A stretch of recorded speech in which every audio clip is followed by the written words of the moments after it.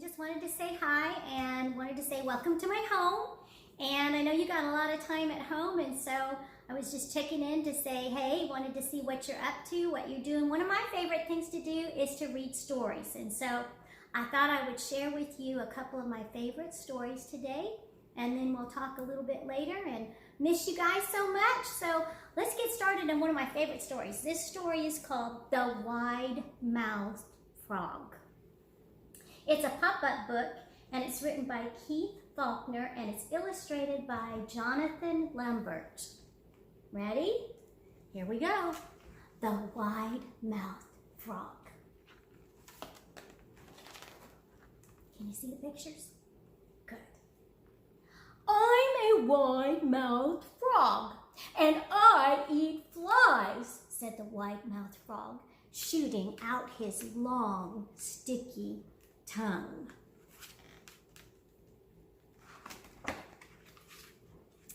As he hopped along, he met a blue-feathered bird.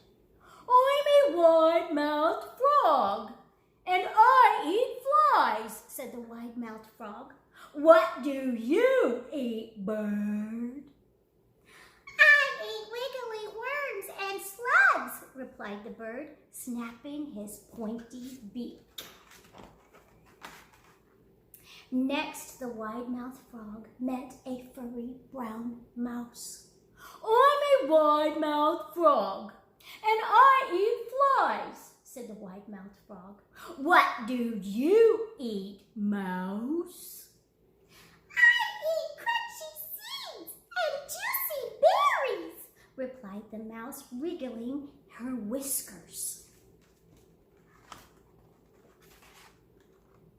The wide-mouthed frog was still catching flies when he saw a big green alligator. I'm a wide-mouthed frog, said the wide-mouthed frog, and I eat flies. What do you eat, alligator? I eat delicious, wide-mouthed frogs, replied the alligator, showing his sharp white teeth. The wide-mouthed frog stopped catching flies, and he gulped. Ooh, ooh. Then he puckered up his lips and made his mouth as small as possible. Ooh, you don't see many of those around here, do you? He said, and with a leap, he leaped into the pond with a great big splash. And that's the end. Isn't that a great story?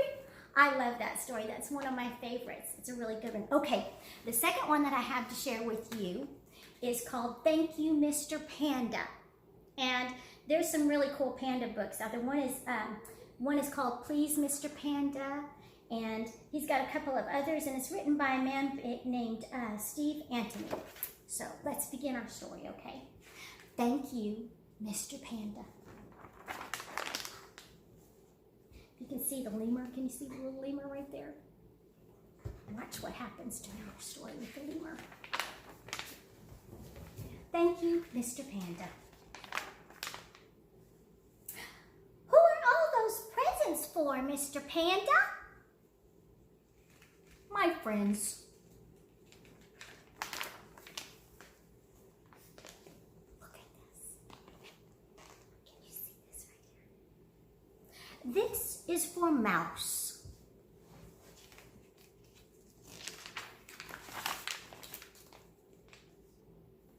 There's the mouse. Can you see? He opened up the package. Can you see what he has right there? And he says, but it's too big. Here's the lemur. He said, it's the thought that counts. And then we've got the panda. He's going down underneath the water. And it says, this is for octopus. See the octopus right over here.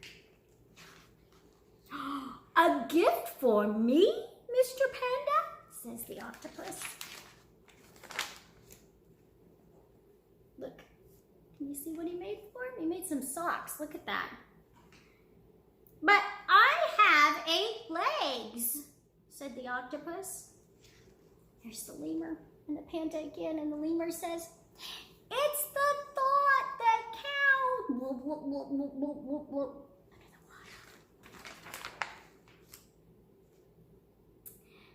This is for elephant. I will open it later, said the elephant. Look at here. Can you see? There's Mr. Panda. All the way up at the top, there's the lemur. It's on top of that balloon with Mr. Panda. And Panda says, and this is for mountain goat. Something for me? Says the goat. Mr. Panda? And then look, he's trying it on. Can you see it? Can you see where that's at? And he tried it on. And he said, but it's too long. There goes lemur. Mr. Panda, what do you think he's going to say? You're right. He says, but it's the thought that counts.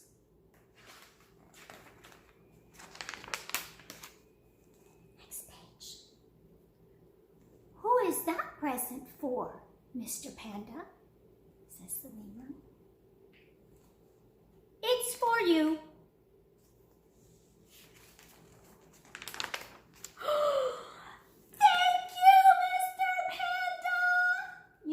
He got a present? I do. Watch him rip that present open. He looks like me.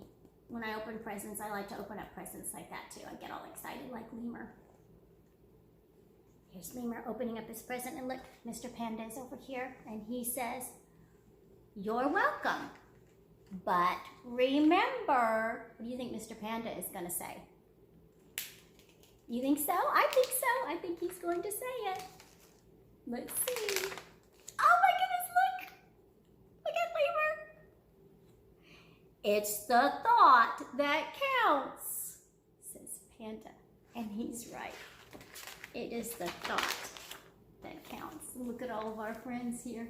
Mr. Panda's friends, he made them all something very, very special. And it was all because he wanted to show his friends how much he loved them. And it really is important to remember it's the thought that counts. You know, both of these stories remind me that we each have something really, really special. We got a pretty powerful tool. Every one of us does. And maybe sometimes you feel like, well, I can't do much because I'm just a kid. But you know what? You really can. You know, each one of us has a tool that we can use to help others or to make others feel better. I'm not talking about, well, let me see. I'm not talking about this kind of a tool. Although you might have one with Dad and let Dad help you build something. That's pretty cool. But a hammer is a really cool tool, and it has this really specific job to do, and it does a great job nailing in nails. It's really good at that. But I'm not talking about you having a hammer, and I'm not talking about you having a screwdriver. You know what a screwdriver does? A screwdriver can unscrew screws. And that's its specialty. And I'm not even talking about something like a pair of scissors, you know. Although you might have scissors, don't use scissors that are sharp like this one. You remember you have to have scissors with Mom and Dad helping you. Anytime you use a tool of any kind, you want to have help with Mom and Dad. But I'm not talking about these kind of tools that have special things that they can do, and they're really cool. But you have a tool too. And your tool is your mouth. And did you know that with your mouth, you can make others feel better? Or if we're not careful, we can make others feel worse. And at this time, you might be thinking, what can I do to make someone feel better? Well, Mr. Panda, he went and he made all of his friends little special things, and every one of them was a little bit different, and maybe they didn't quite fit, and maybe the person didn't know what to do with them, but you know what? It really is the thought that helps and the thought that counts. And so if there's something that you think of that you'd like to do to make for someone, go ahead and do it. Because it really is the thought that counts, and you can make others feel better. But another thing that you have, another tool that you have, is your mouth. And your mouth can do wonderful things by simply saying, I like you. You did a really good job, and I think you're special. and I think you're wonderful. And did you know that that tool has the power to make someone feel so good? And that's why it's important that we're careful with our tools. Just like we're careful with these tools, we want to be very, very careful how we use them. We want to be careful how we use our mouth too. Because sometimes things that come out of our mouth might make others feel bad and not happy and make them feel sad. And we don't want to do that. We want to make sure that we use our tools wisely and on purpose to make others feel good. So today I just wanted to share with you two of my very favorite stories. I'll share some more with you later on, and I wanted to encourage you to use the tools that you have to make others feel better at home today. Whether it's making them something special or just telling them something wonderful. Okay? All right, I'll talk to you later. Bye.